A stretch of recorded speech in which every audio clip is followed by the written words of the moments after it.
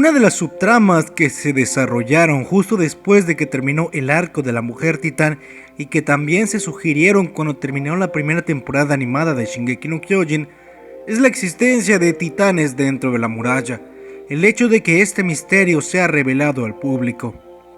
Vimos cómo dentro de Trost ya no había nadie para presenciar tal acontecimiento, pero había alguien que sí sabía de qué se trataba todo esto: el Pastor Nick. El Pastor Nick, líder del culto a los muros. Durante esta parte del manga que no fue llevada al anime y será llevada hasta la segunda temporada que tendremos en abril, el Pastor Nick menciona que hay un secreto en los muros que únicamente puede ser revelado a una sola persona. Y esa sola persona decide si se lo revela a los demás o se lo guarda para sí misma. ¿A qué se refiere exactamente el Pastor Nick con esto? Pues como pudimos ver durante el arco de la insurrección, se refería a los reyes de la muralla, es decir, a la familia de los reyes que se hacían pasar por simples y comunes granjeros.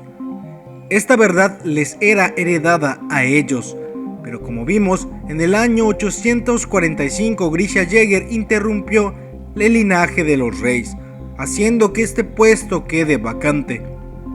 La función de la iglesia a los muros o el culto a los muros era ser una especie de respaldo de la información que debía ser revelada al rey Reis.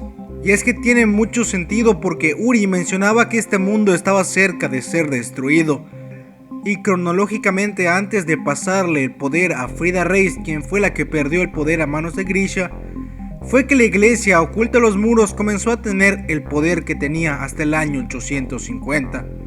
Poder que les llevó a ser parte de la monarquía de los muros. Con el paso de los episodios nos dimos cuenta que Historia Reis, quien antes era Crystal Lens, era la verdadera y única heredera de la sangre real que quedaba viva. Heredera de estas memorias perdidas de la humanidad y los secretos de los muros.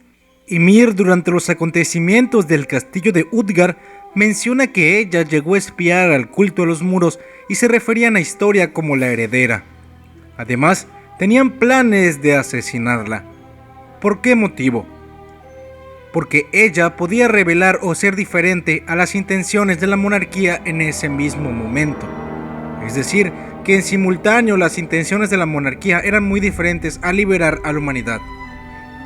Durante la conferencia se menciona de qué se trataba esta información, cuando se habla de que las personas que se encontraban ahí eran las únicas que sabían la verdad del mundo, así como todo lo que dejó Grisha Jäger. Y es que es una información muy fuerte revelarle a la gente que el enemigo es el resto del mundo.